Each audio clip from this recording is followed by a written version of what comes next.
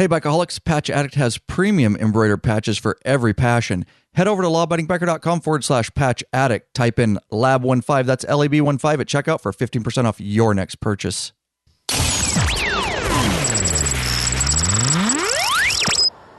Hey, Bikeaholics and listeners alike, the show is still going strong because of a lot of hard work and your support, of course. Thanks to all those loyal listeners and true friends of the show that have supported us or are supporting us. For less than a coffee a month, you can help support us too and put a little fuel in the law-abiding biker gas tank to make sure this show keeps moving on down the road. So, calling all law-abiding bikers, head over to our Patreon page and take action today. You can do so at lawabidingbiker.com/Patreon, Patreon. Oh, did I mention there's benefits too? From all your friends at lawabidingbiker.com, we appreciate each and every one of you. God bless and ride safe.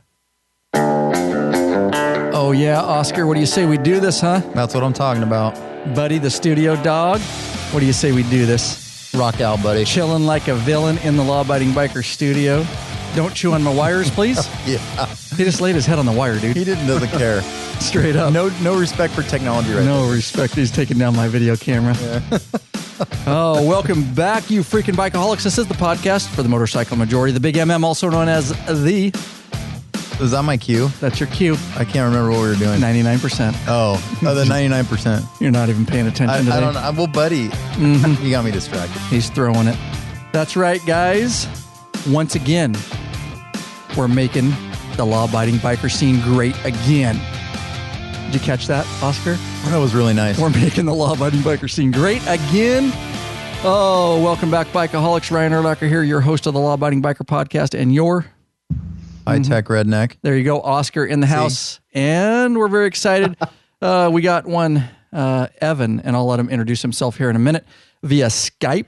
Main topic tonight, guys. We're going to get right into it. It's going to be an awesome, we've been meaning to do this for a while, but it's going to be all about Harley-Davidson charging systems and stators and alternators and regulators this stuff. And it's going to be an electric night. And Evan here is going to make us both look bad because he's an electrical engineer. Yeah. But we'll let him introduce himself here in a moment. I do want to say real quick, this episode, of course, guys, brought to you by the following people. That's right. They are making it possible by taking action. Why don't you thank these patrons real quick?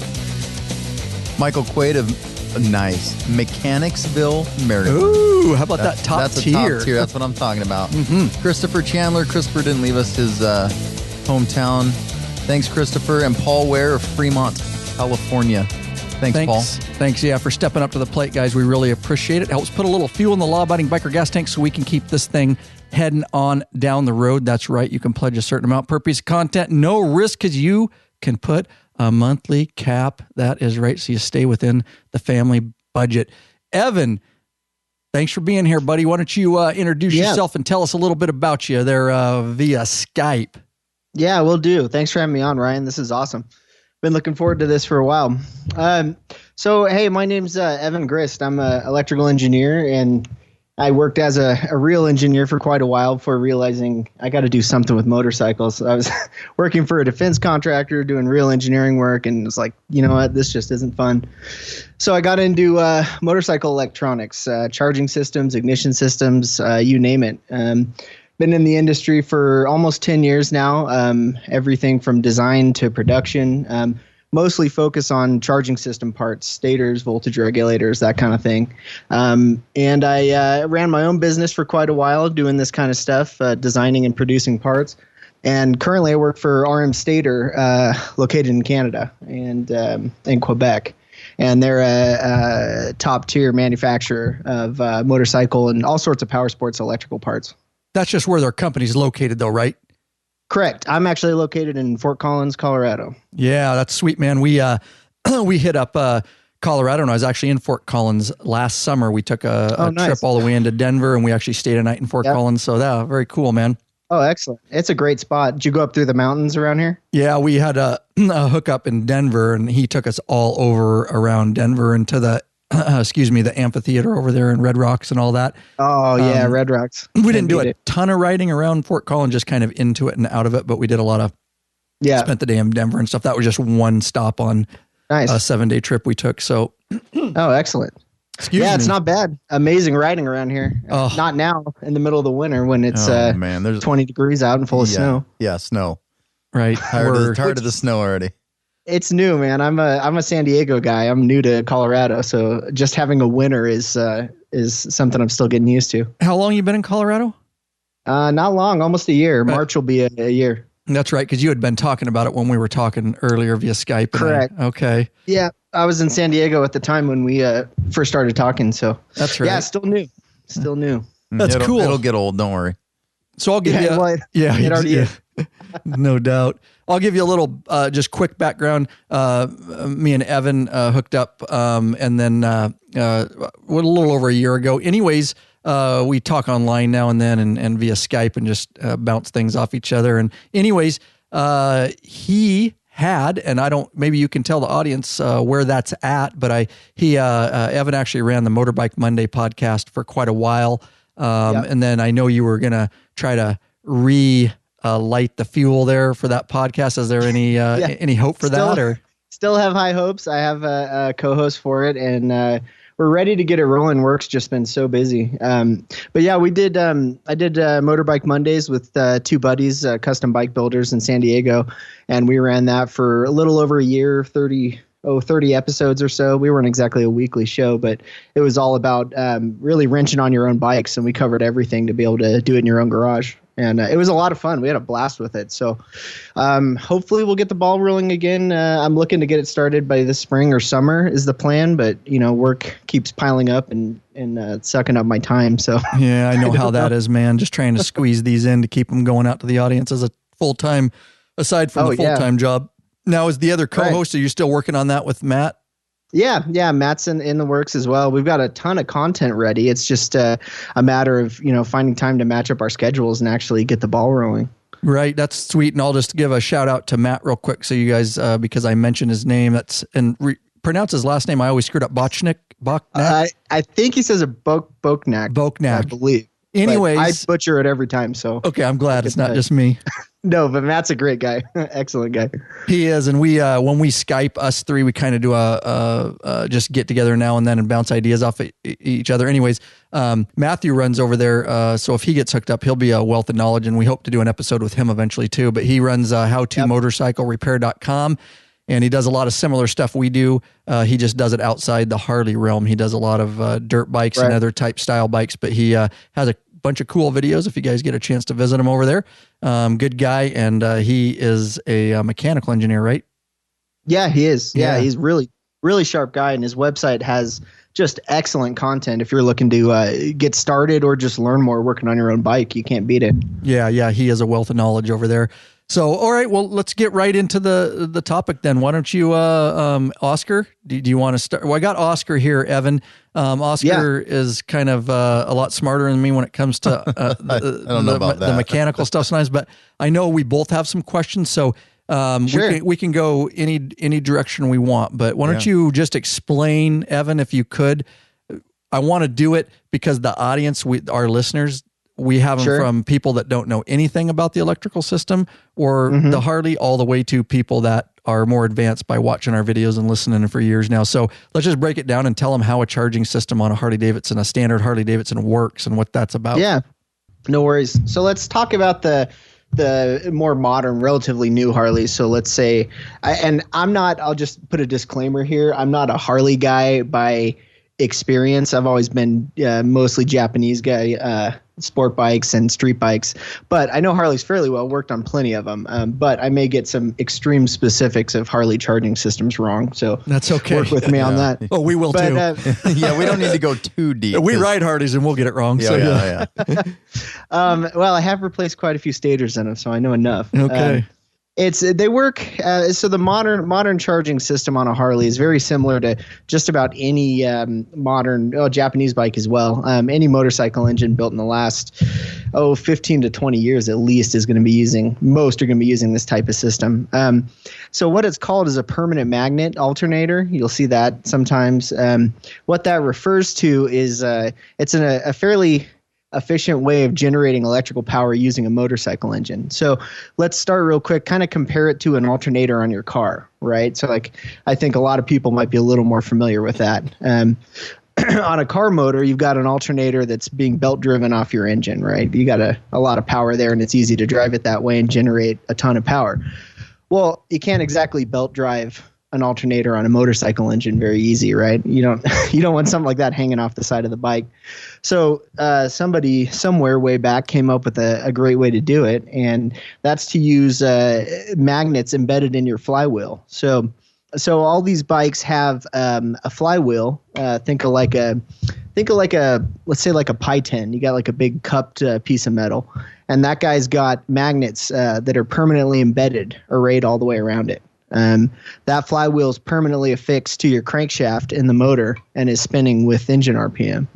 So a real easy way to generate power is with a stator inside of that. Okay, your stator is pretty simple. It's a metal core. It's made up of a bunch of stamped steel plates that are riveted together, and it's insulated with some sort of powder coat or plastic to protect the wires. And then you have your windings wrapped around it, which is, depending on the specifics, some gauge of solid core copper wire that's insulated, and it's wrapped around all the way around the stator. So you end up with coils of wire wrapped all the way around it. Those guys are attached to the wiring harness, and that's actually what exits the side case of your motor. So if you can kind of think about it, as your motor's spinning, your crankshaft's turning, you have a flywheel affixed to it, and that guy's spinning outside of the stator, and those magnets spinning past a metal core with wire wrapped around it generates electricity, which is physics. So it's a nice, easy way to do it. It's kind of a high stress way to do it because you got these parts getting super hot inside your motor, which is why anybody who rides a bike long enough is going to be replacing one of these sooner or later. But it's a nice, easy, simple way of generating electricity with not too many moving parts. So is it? Let me. Oh yeah, go ahead, Oscar. You have a question? No. Oh, I thought that way. So is it? I know they seem like dumb questions, but is it an alternator or is it a stator? Because you hear both. So there's different components, right? In general, if you hear somebody say alternator and they're referring to a motorcycle engine, they're generally talking about the whole package, which would be your stator and your flywheel. They may be referring to a stator. When it comes down to it, alternator is not a real accurate word to describe the components on a motorcycle charging system. Harley in their newest manual actually calls it a alternator, which I thought was weird because I'm like, I want to know what they call it. Right. Because it's called a stator. Everyone knows what a stator is. But Harley actually calls it an alternator. I'm like, well, that's not right, but whatever, Interesting. You'll see them call in service manuals, depending on the manufacturer, you'll see them call the section that covers these parts magneto, alternator. Sometimes they call it stator, referring to the whole package.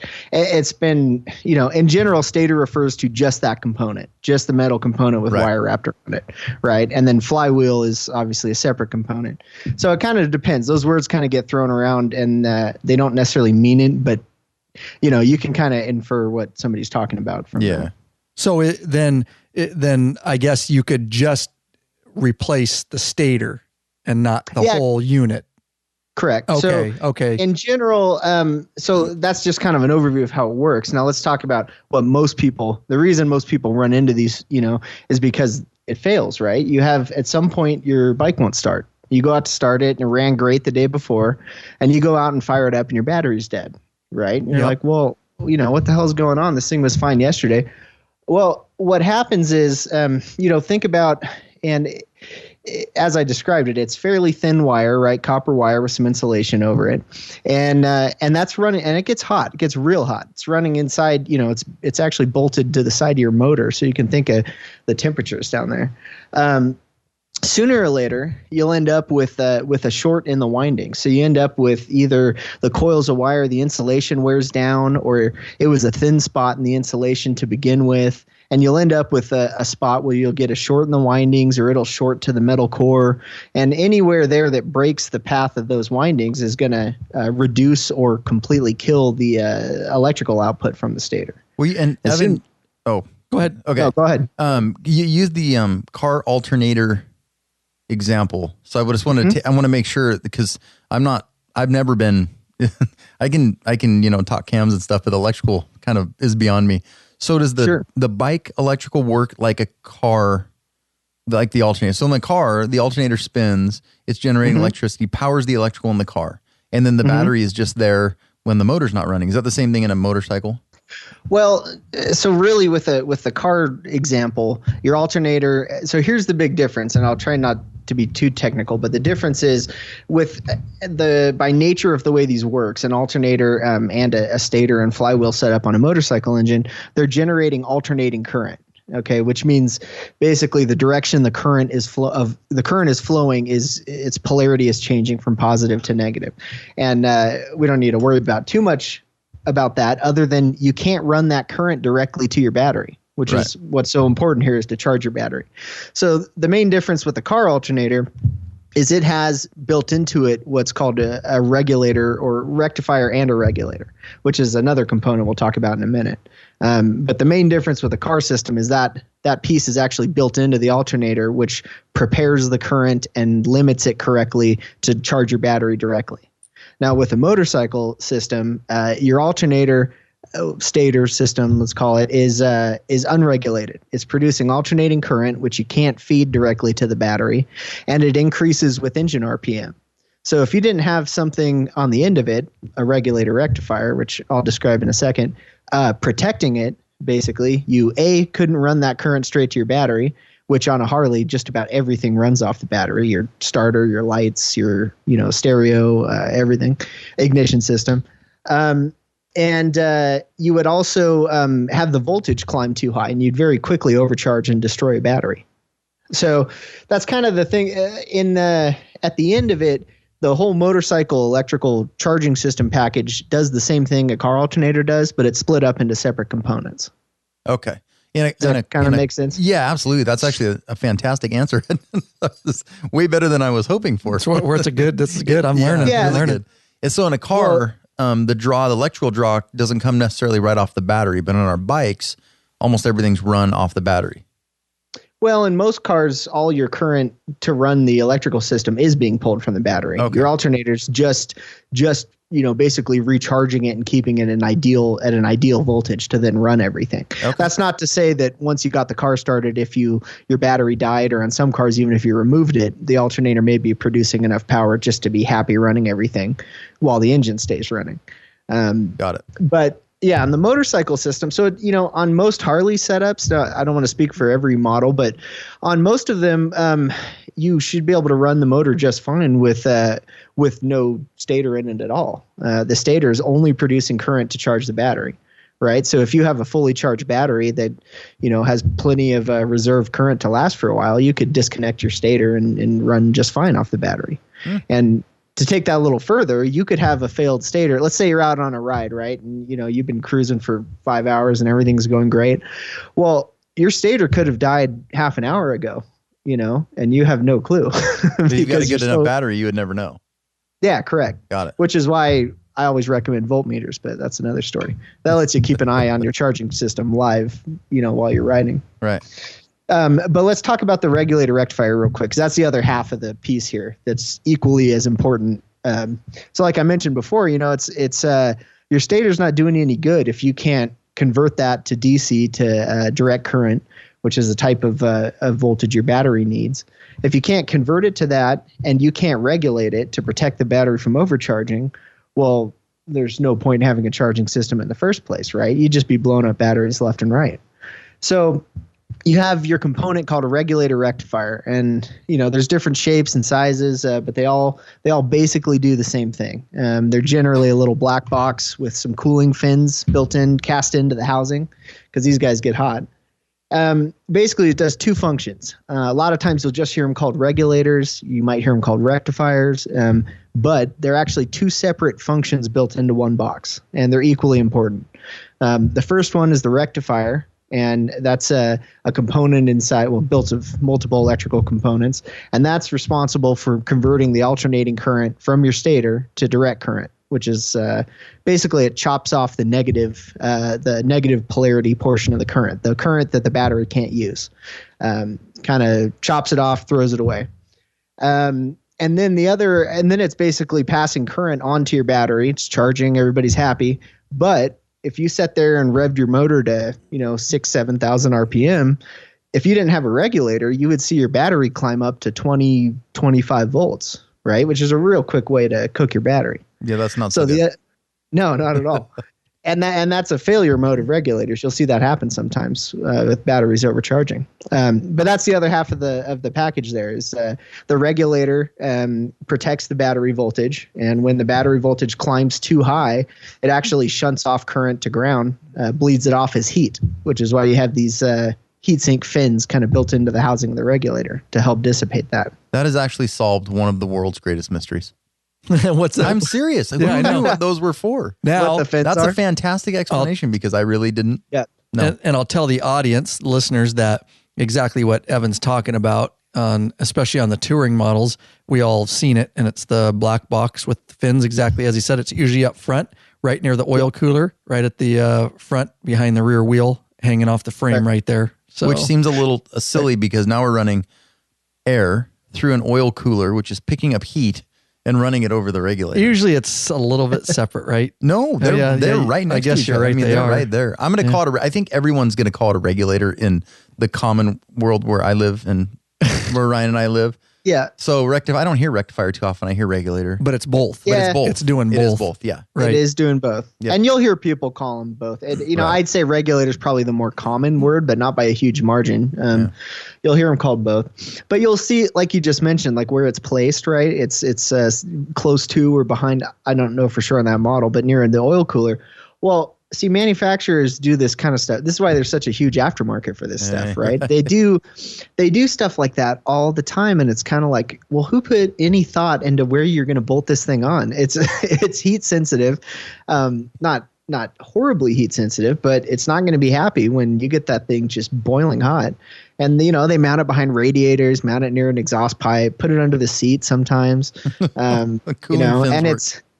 Well, right. Oh, I've seen that. And that's more Kawasaki's pretty gnarly for that. I've seen that plenty of times. And there's a reason they cast cooling fins into the housing. It is to pull air through them and help keep the temperature down. And when you go dump it behind something that's hot or it gets no airflow, you're kind of asking for a failure there. That's good to know. Very That's interesting. awesome to know. I would have never ever considered that. Yeah. So let's. Do you guys have any other questions? Otherwise, I've got a good topic here to cover. Well, it depends because I do have some questions, but let me ask you the question, and then maybe it'll take you down the wrong rabbit hole. We can revisit the question later if you want. So, I guess for a guy like me and much of our audience, I've got three. We have two that we're working on, but I have my main Harley. That's my bike, and that's the one I ride 99% of the time. I have a heated seat on it. I have heated grips on it. I have a boombox infotainment system with integrated GPS, and then I put an aftermarket J&M audio with amp and speakers, and I don't have any problems with my battery at this point. Is there I guess my question would be, is that something that I need to consider? Because I'm not having any problems. Is there a point where you put too much stuff that we have to worry about this, or? Yeah, and I would say on especially the bigger Harley motors, it's probably not quite as much of an issue because they have pretty beefy stators. I don't know off the top of my head what their ratings are, but they're probably putting out a 400, 500 watts. I mean, we're talking about a pretty decent amount of power. And obviously it is because you're able to add all these electrical accessories and still keep your battery charged fine. There's kind of a fine line. Like you'll see, if you look online, right, and you're looking for upgrades to your electrical system, you'll come across a lot high output stators, they're called. And there is some available for Harleys. I don't know that they're always super common because they have pretty strong charging systems to begin with. But you'll see that on all sorts of bikes. And it's the kind of thing where you can add electrical accessories to your system, like you said, heated grips, heated seat, radio, amplifier, and all that's fine. And it's not that you're necessarily going to damage anything, but you'll notice, assuming you don't overload stock wiring that you're adding too many accessories to. But it's not that it's necessarily a problem as far as damaging any components or anything, but you'll come to a point where you notice that you just plain have too much of an electrical load on the system, and your stator just can't keep up. It just plain can't produce enough current to keep your battery charged while feeding current to all these accessories that you have on it. So if you get in that position, that's where a lot of people go down the road of, okay, so I need more power. And they look around, they find high output stators. Well, that's great, especially if you're going to use, if you need it for all these accessories you're running. Where people often get into trouble is buying a high output stator for a bike, assuming it's an upgrade when they are not running any additional accessories. Okay. So what happens in that case is that you have now increased the output from your charging system. It could be significantly. It could be 100, 150 watts, depending on the make and model and how powerful of a stator you can get. Well, the problem is if you're not consuming all this extra current that the stator's producing, you end up dumping that whole load on your regulator. Your regulator's job has now, doubled or increased by whatever the extra current you're producing is. And it's a quick way to just fry regulators because these guys are overworked and overheated trying to keep up with it. So anyways, long story short, for what you just described, without doing the math and adding up, okay, I know exactly how many amps my stator's producing. So you know what you have to start with, and then adding up all the additional electrical accessories and loads that you added to the system without kind of breaking it down that way and looking at it piece by piece. There's no way to know for sure, but based on your experience with not having problems keeping your battery charged, then I'd say you're in pretty good shape.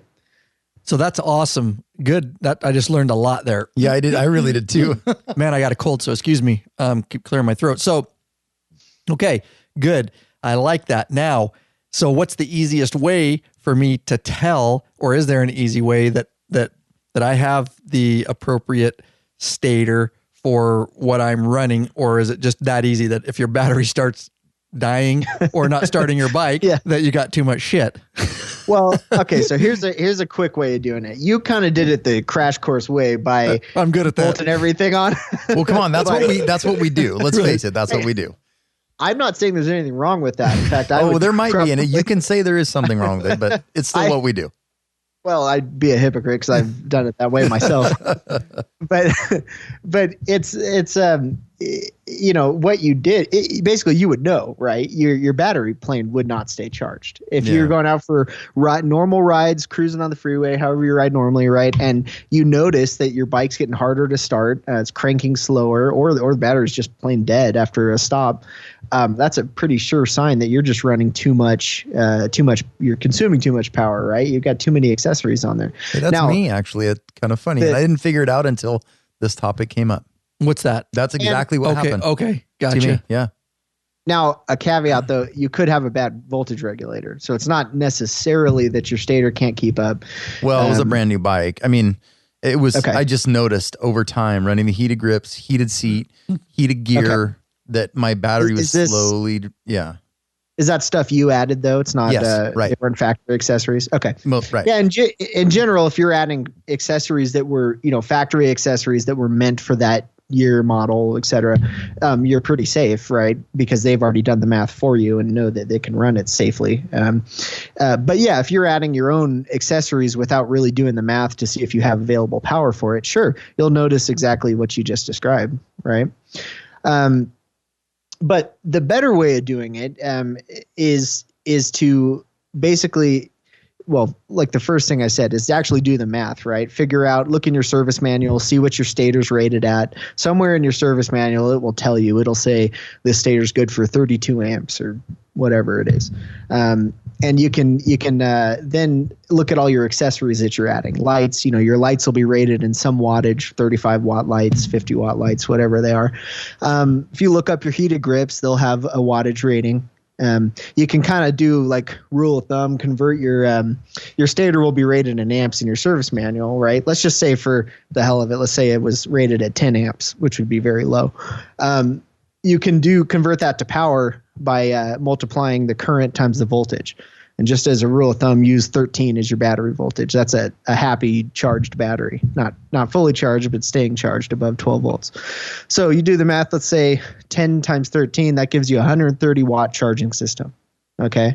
And then from there, you can kind of add up all the things you just added to it and figure out how much overhead you got to play with. So that's a good way of doing it ahead of time. Now, if you do like most people do, like I've done many times, is like I did. You say to hell with it, and you add all the accessory stuff you want because we all know we're going to do it anyways, right? Right. And so I you failed do all math, that. so it's fine. Well, it's pretty simple. Throw a voltmeter on the battery, right? Right. You can add a cheap voltmeter to your bike, a little LED one, whatever you want, or just measure it with your own multimeter, and flip on all your accessories, right? Turn your lights on, turn your heated grips on high, basically set up your worst case scenario for normal riding, right? With all your accessories on. And then also give your bike a fair chance. Take your voltage measurement at 6,000 RPM where the charging system's doing its best, right? That'll be max output. Anywhere above 5,500 RPM or so, you're going to be at full output from your stator. So if you take your battery measurement there, that gives you kind of a real world idea of what's going on. If you're still hitting 14, anywhere over 14 volts with all your accessories on, you're in great shape. Ideally, if you're really, as long as you're maintaining 13 volts or higher, which is the point the battery's not discharging, then, you're going to be okay maintaining that RPM.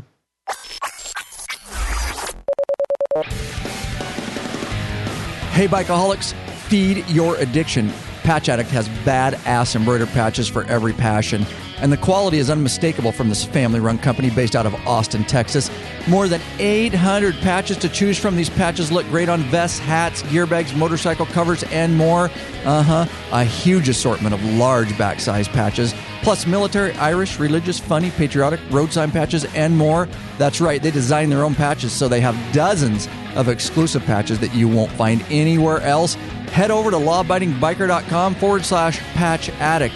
You'll get free shipping on every order over $25, plus 15% off when you use coupon code LAB15. That's LAB15.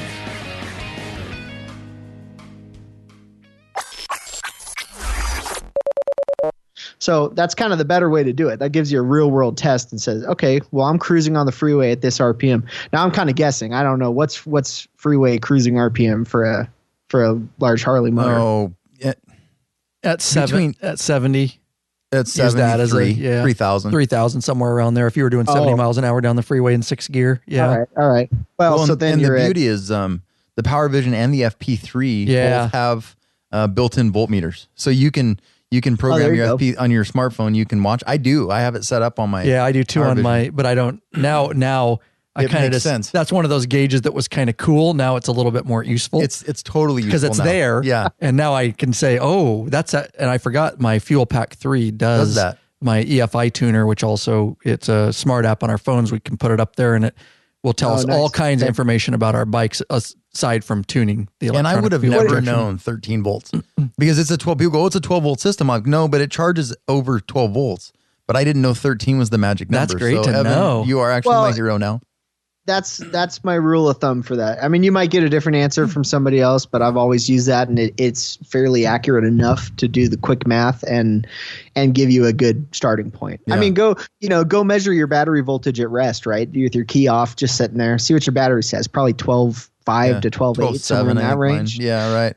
So if you think of 13, like 13 volts on just about any 12 volt battery, is the battery's going to be happy. That's keeping it. That's the point where it's not discharging, right? It's not fully charging, but it's also not discharging. So I always use that as my baseline voltage for battery calculations. No one wants discharge. No. Well, I do. Well, most of us do. Well, I mean, we don't want the kind of discharge that requires penicillin. Okay. Right. Yeah. True.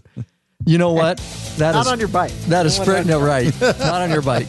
That's frickin' smoking information, and we're going to get right back into it here, guys, real quick. Of course, we love our patrons. We want you to be involved in that private Facebook group and get benefits. But if you want to help us by donation, of course, many of you do that, and we appreciate that too. We'll never balk at a flat donation. Ray Headley of Monterey, California, I put top tier. I think he was meant to be in the patron section, so there you go. Thanks, Ron Headley. Ted Gibson of Venice, Florida.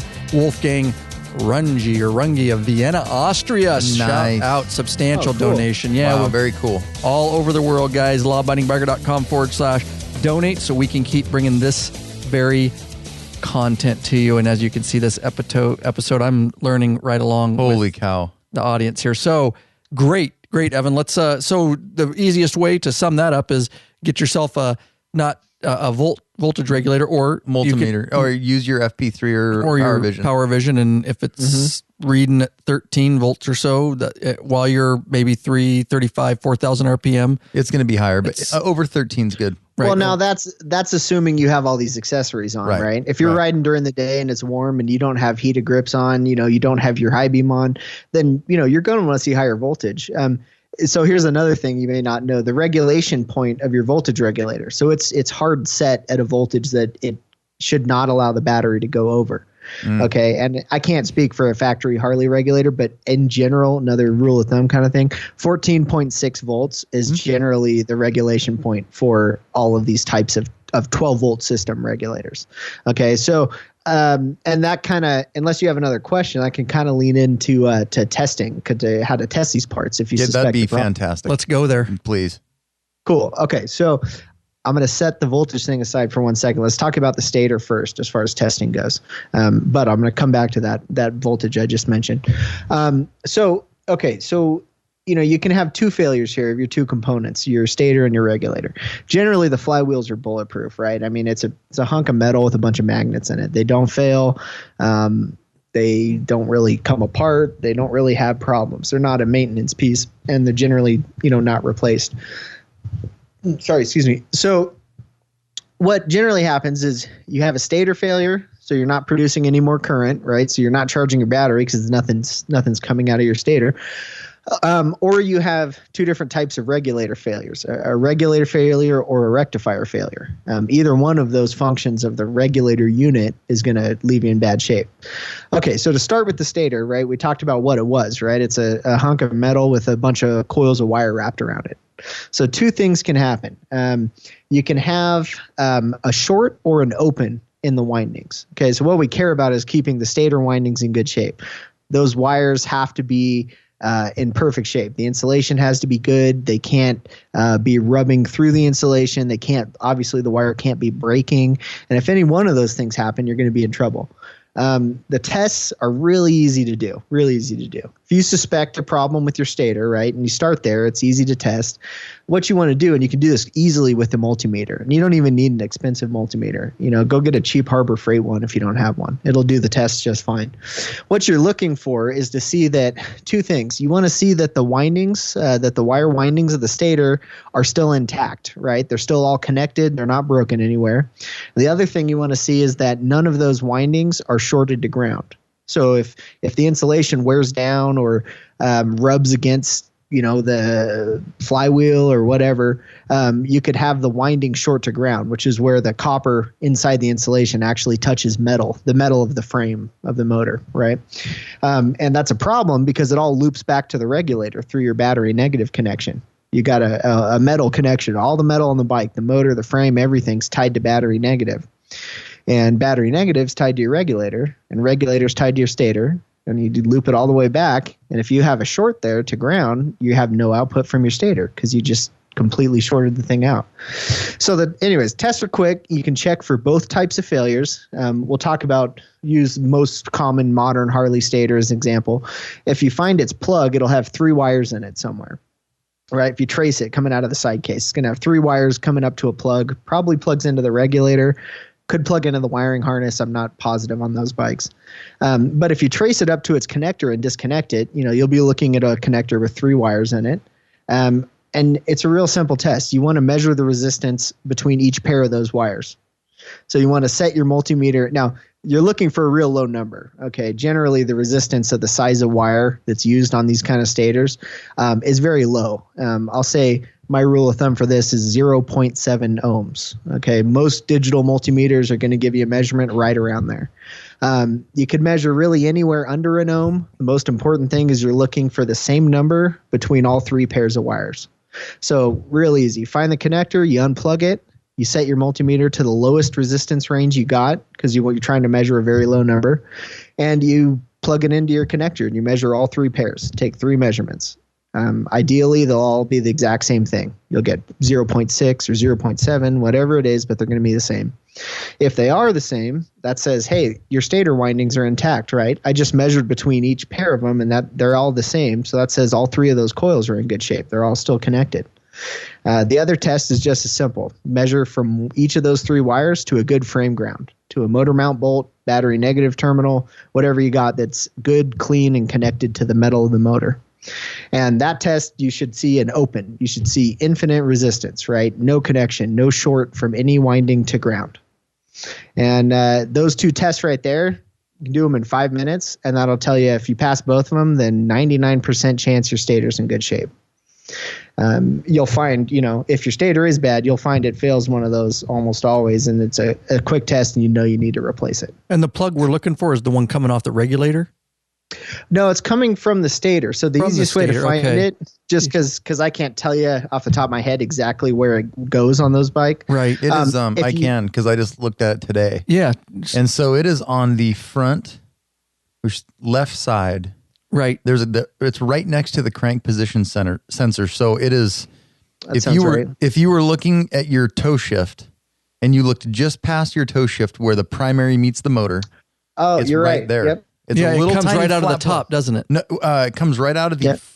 It comes right out of where the front of the primary meets the motor, the case. Right, the case, the outer primary meets the case. Yes, there's a little plug right there. Oh. Now, right next to that is the crank position sensor. So I had to follow the wires because I didn't know which one it was. Gotcha. But you can see it goes right to the back of the regulator. Nice, dude. Yeah, I had to look at it today because we could talk about all this crap, but if I don't see it, right, I knew really see it. He was doing his research today, so yeah, that's good.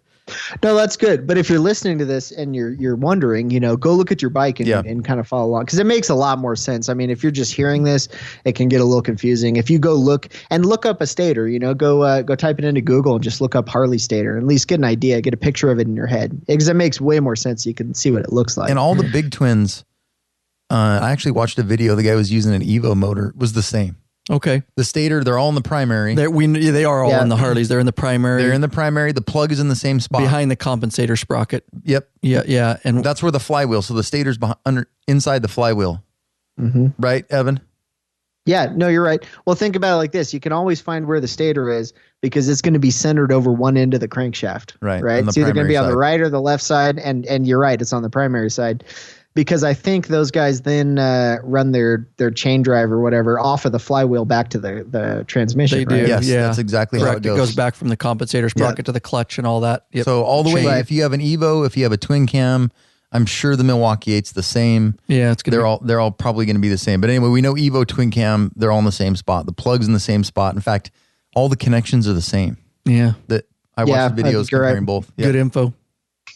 Now, and on most of these guys, you'll find that stator has 3 wires coming out of it. Yes, right. I will mention on some of the older ones, and I don't know where the cutoff is, but maybe Evo motors. I don't know for sure. Maybe older than that. I think it's older than that.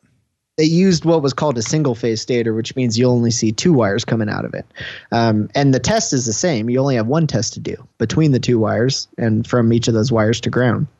And it's a different way of winding the stator. It only has 1 coil of wire wrapped all the way around it, and your newer bikes have 3 coils of wire wrapped around the stator, which is a more powerful, more efficient way of doing it. I'm not going to bother confusing people with more detail on that, but same type of setup, just a different number of wires. So that's it for testing your stator. It's a quick thing to do, and if your battery's not staying charged, since it's so easily accessible to grab the plug there and do the test on your stator, start there. You can do it in 5 minutes. And the main thing is, if you can even prevent one person from just going out and replacing their battery because they assume the battery went bad, it's worth discussing the testing because those batteries are not cheap. No, right. And they're not often, it's not often a battery problem. It's usually a charging system problem. That's smoking information. That man. is really good information. The audience is going to love that. I know because I do. I love it. I love it. Cool. Well, good. No, that's awesome. I'm glad to hear it. The other thing that happens, right, is your regulator, a regulator rectifier unit can fail. Okay. And I'm not going to go, this test would be to test the rectifier function. It's just going to be too confusing for me to try and explain it in detail. It's the kind of thing you really need to watch a video or what I would recommend is look at the. I have a real nice troubleshooting technical document that I've written on the RM Stator website, and that's an excellent reference for it. It's not written geared directly towards Harleys, but in general for regulator testing, it steps you through it. It's very easy, and that's the kind of thing that'll do wonders more than me trying to describe it to you and confusing Maybe people. we should make a video. I heard we do that. Well, we do. I don't know on that though. I think it'll be okay. You probably should. I think it'll be okay. I think we'll be able to make a video. That's a handy video. Well, yeah. Yeah, it's the kind of thing if somebody can watch you step through the testing, it's invaluable when you need it. What I will describe though is the regulator function testing, because it's very simple. We actually already talked about it. If assuming the rectifier part is working, you'll still have current flowing from the stator onto your battery, and you will see your battery voltage increasing because it's having current flow into it. It's real simple to test. If you suspect that your regulator is not working, and again, we're talking specifically about the regulation part of that unit, you can set your multimeter to the voltage setting, DC volts, generally a 20 volt setting, plug it onto your battery, and start the bike and rev it up. And ideally, if the regulator is working just fine, you're going to see the battery voltage increase from, idle will probably be somewhere around 12.8, 13, 13.2, somewhere around there. And then if you rev it up to 5, 6, 7,000 RPM and hold it there for a few seconds, you should see your battery voltage climb according with RPM, but you should see the regulator doing its job and holding the battery to its ideal voltage, which, like I mentioned earlier, is about 14.6 volts. So your regulator's not working. If you see the battery voltage keep on climbing past that, 14.7, 14.8, okay, you're kind of on the borderline. If you get above 15 volts and anywhere above that, you got a failed regulator. And that's only going to cause you problems because you go cruise on the freeway for 4 hours with your battery sitting at 15.5 volts. Yeah. You're going to have a real heated seat. A real one. So don't do that. Shut the bike down. Don't ride it because it'll catch fire. Yeah. Eventually get hot enough, it'll start a fire. Oh, right? Easily. Yeah. For sure. That's crazy. And then you'll be riding like your pants are on fire. But that's why you use, add a voltmeter to your bike. They're not expensive. Like you mentioned, a lot of those gauges already have them built in. And if you glance at it every now and then on longer rides, you'll get to know it. Like you'll get to know what voltage your battery's happy at with your normal accessories on and everything. And it's all good.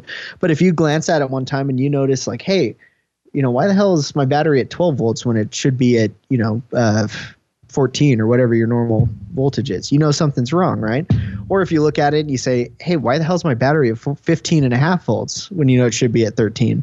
Well, you've got just as big of a problem just going the other direction. So anyways, that's a quick way to just kind of monitor your charging system and know what's going on. You're confirming the nerd in me a little bit, Evan, because I have to look at gauges and stuff while I'm rolling down the road, and the Power Vision allows me to look at all that crap, and I do. Now you'll know more. Now that'll make it so I'm really understanding a little bit of what I'm looking at on that particular gauge. Yeah. Yeah, it's worth keeping an eye on. No, I'm a huge nerd, and I'm totally guilty of putting way too many gauges on my bikes. Don't worry, you're not alone. To monitor things that don't need to be monitored. Absolutely. Yeah, I totally get it. So, Evan, why don't you go into real quick? We got about 10 minutes left, or 15 at the most, before we have to, because we got to go another show live here. But should us Harley owners be looking at putting on? I know RM Stator has some aftermarket regulators and stuff. Is that something we should be looking at, or what are the benefits? And kind of roll into that a little bit. Yeah, here's a cool thing let's talk about is, so in general, just as far as RM Stator goes, we don't currently make much as far as stators go for Harleys. We don't do any high output parts. I think we do make a couple replacement Harley stators, but I'm not going to bother mentioning any of that. It's not our focus there. But one thing we do that's really nice is our regulator upgrade kits. Okay, and they're fairly universal. You can mount them on just about anything. And for a large Harley motor, they're excellent. So this is something I didn't really talk about much earlier, but there's different types of regulators. Okay, the standard regulator used on a Harley is, let's just call it a regulator. There's a different style of regulator now, and you've probably run across this or heard this sooner or later online. That's called a Mosfet regulator.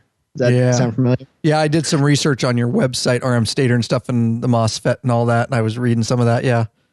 Yeah, so I'll try and just quickly explain what the deal with it is, because you see it passed around a lot, right? You look around online and people are just like, oh, MOSFET regulator, you got to upgrade to it. But half the time people don't know why or what the benefit is. It's just, it's kind of thing that somebody said it was an upgrade, so I might as well bolt it on. Yeah, Harley guys are terrible for that. I'll straight up. Well, motorcycle guys are terrible. Motorcycle guys, you're right. Yeah. I'm guilty of that.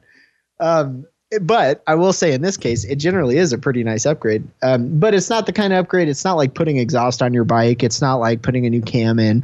It's an electrical upgrade, right? And the point of it is it's a more efficient regulator. And if you've ever had a regulator fail on you, you will be able to appreciate why having a more efficient regulator is a nice upgrade. The difference is in the way they work. Okay, so I'm not going to go into too much detail, but let's just say the standard type of Harley regulator uses an electrical component in it called an SCR, a silicon controlled rectifier. This guy's a little electrical switch. Okay, it's nothing special. It's really dumb, and it's the guy that's responsible for doing the regulation. So when the regulator monitors your battery voltage and sees the voltage is climbing too high, what it does is actually temporarily, like split second, shorts the stator windings to ground. And by doing that, that kills all the output from that leg of the stator. And these little electrical switches inside the regulator are what do that. And you have a little circuit in there that controls them, and he's the guy responsible for flipping them on and off, and doing that repeatedly and quickly to keep your battery at the right voltage. So that's all good. Problem is the standard type of regulator that uses the silicon controlled rectifier, like I mentioned, is just plain not very efficient. The system that controls it is not very efficient. Those little electrical switches are very inefficient. They don't switch on and off quickly. They get super hot. That's where a ton of your heat's coming from in the regulator body. And that's what ultimately leads to failure in them. They get super hot and the electrical components inside fail.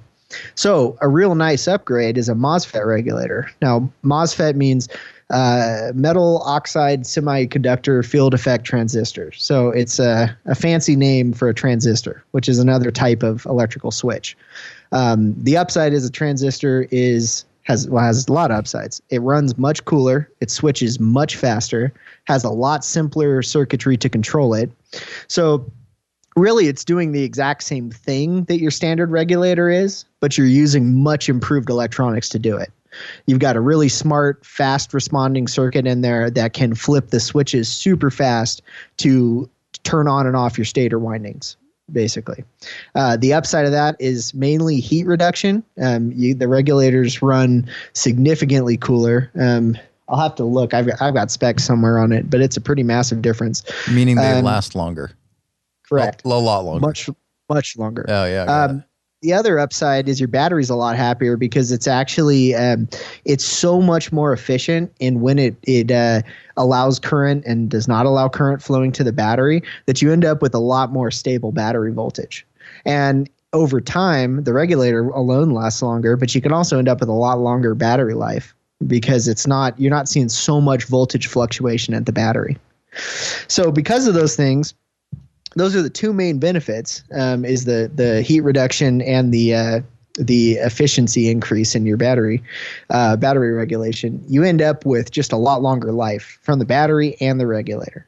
In general, like the kit we make that I think I had sent to you, I sent a link to you, Ryan, is a nice universal kit. You can use it on just about anything, easily set up for the Harley electrical system. We'll mount it's not a plug and play, and it's not going to be a direct bolt on, but it'll mount in the same location. You might have to make a little bracket or something. It's not made specifically for those bikes. But in general, we also do make some MOSFET regulators for Harleys for specific models. I just, off the top of my head, I can't tell you exactly which ones. But they're just a nice upgrade all around. And if you think of it more as, it's not a performance upgrade, it's more a reliability upgrade. So would you go with, because I'm guilty of buying just a cheap battery. So would it be worth it then, or I guess economically worth it, then to go to the next, like an AGM battery? They're a little more expensive for the Harleys, but a higher quality battery would last longer with a little bit upgraded regulator. So you're looking at like years of length instead of months. Correct. Yeah, if you're going to go with that upgrade, I would put a good quality AGM battery on there, spend the money, buy a good quality Mosfet regulator, and that gives you a real solid charging system upgrade. I mean, that's the kind of thing that you should be getting years and years of service out of with no problems. Well, and I think we covered, because this came up on the Facebook page, I had the same problem. My battery's starting to die. My bike's harder starting after only a couple of years, and I realized after this, hey, I'm probably drawing more amps than my regulator can charge effectively, and which is killing my battery. It's draining my battery down, and the regulator's charging it, but not as well. Right. So I get it, and that came up for someone else too. And that's not, the regulator's not necessarily a fix for that, right? The regulator is not giving you any more current than your stator's producing, just regulating it better. Right. Yeah, but an upgraded regulator with a better battery may help that a little bit. Maybe. It certainly won't. Let's put it this way. It won't hurt. Right. But if the main problem comes down to you just plain have too much of a load on the system than the stator can cover, then this is stator. Yeah, then this is no magic bullet for your problem. It can't hurt, but it may not fix what you're describing. And then if we upgrade the regulator, do we upgrade the stator? Not necessarily. No, not necessarily. Okay. In fact, it's more the other way around. If you put a higher output stator in your bike, it's a very good idea to upgrade to a better quality regulator, because by chance you don't use that extra current the stator's producing, that original regulator is now working overtime trying to dissipate that extra power. So it's a very good idea to go ahead and increase or improve your regulator at the same time. That's awesome. And I'm looking here, the link you sent me, Evan, it's rmstatorofcourse.com. I'll put it in the show notes, guys, Law-Abiding Biker / whatever episode number this is. It's called the Universal Mosfet Voltage Regulator Rectifier for, it says Sea-Doo, Can-Am, Ducati, Yamaha, BMW, Sea-Doo, Kawasaki, Polaris, Triumph, basically everything. It's good to go. And 129 guys on there, and it looks like an awesome kit. Yeah, and Ryan, I'm going to send you a 10% discount code to put on your show notes as well. Oh, sweet. So people feel free to use that. I'm sold. I'm sold. And we'll probably have to end up just doing a video. Yeah. It's not extremely. Well, I'm going to go ahead tomorrow. I'll send out a set to you guys to play with. So I'll get one idea to check out. You the man. Wow. Yeah. Send me your, email me too, Evan, when we're completely done here. The address you're living at, because I want to send you some things too. We'll send some awesome gifts your way, t-shirt and maybe some bug slide or something. But I love them. Yeah. No, freaking great information. So anything else about that Mosfet that you want to, I mean, it kind of makes perfect sense to me now. And you've got some cool videos I watched too that kind of show how it works different. Yeah, check out the ARM Stator website. There's a lot of good tech information there. And we're actually just beginning a project to do a ton of new tech videos. So there's going to be a lot of cool new content coming out over the next couple months. Very cool, man. Very cool. That's soaking up a lot of my time, which is putting off the podcast again. Right, yeah. Naturally, man. Naturally. I have the best intentions, I swear. Right. No, I know you do. You know, while I think about this real quick, let's take 1 second. Oh, yeah, go. One thing you can do to improve your, we were talking about that problem keeping your battery charged on your bike. Right. One of the best things you can do without increasing the output from your stator is to decrease the load on your battery. So converting, I don't know if you've already done this, but converting to LED, instead of bulbs on the bike, is one of the cheapest and easiest thing you can do to lower the load on the battery. I think it's because I like to have my ass warm, that I probably should just turn the heat and C off sometimes. Right. Yeah. Right. Well, in July. I don't know if you can survive without it, but if you could run without the heated seat, you probably could. And the heated vest and the heated back warmer, and I have the massager. Oh yeah. In my bed. That's maybe I'll unplug some stuff. It's like driving a sofa down the road. Yeah, that's awesome. And the website is rmstator.com, guys, and I'm looking at it right now. And like I say, I will put that in the show notes too. Evan, that has been just freaking awesome. Wealth of information. I wish we had more time. I have so many questions. I just wish I had more time. You are welcome on the podcast anytime you want. You already knew that. Excellent. Thanks, guys. Yeah, I appreciate it. This was a lot of fun, and let me know whenever I can help out. I'm happy to. Yeah, you betcha. And if you come up with any cool stuff that you want to get out to the audience, of course, we're always open for that, buddy. You know how to get a hold of me. Will do. And I'll put all this in the show notes for you guys. That's right. If you need a cell phone or GPS motorcycle mounting solution, guys, get the biker gripper. That's right. The sexiest, sleekest, strongest cell phone and GPS motorcycle mount on the market. That is right. Use it to mount your cell phone GPS devices, radar I put detectors. my kid's car seat in it, dude. And they stay just fine in there. Your kid will fit in it. It's got 18 pounds grip strength. That's right. Speaking of, you can put your old Power Vision up there, or your yes, you can. Your Fuel Pack 3, which is what I use it for. So we can, just what we talked about, we can monitor the voltage and all that, guys, right up on your handlebars. You're going to need it up there. Tried and tested by the Law Abiding Biker crew. We believed in it so much we stamped our very own logo on it, guys. That's right. Available exclusively right now in the Law Abiding Biker store. You can choose from several different models: chrome, black, universal, control mount. It's all over there, guys. lawabidingbiker.com/store. Big Daddy Kane ready on the shelves in the store, ready to get it to you guys. Lickety split. Nice. Yeah. Going old school. Oscar, thanks for being in here, buddy. I love it. And we're going to do another live episode here in a minute. Don't forget, guys, you can email us anytime. Get a hold of us on our contact page, lawabidingbiker.com/contact. And we love the patrons. We love the donations. But if right now the only way you can support us is leaving a review, we would appreciate that. You can rate us in iTunes or Stitcher Radio. It's lawabidingbiker.com/iTunes or /Stitcher Radio.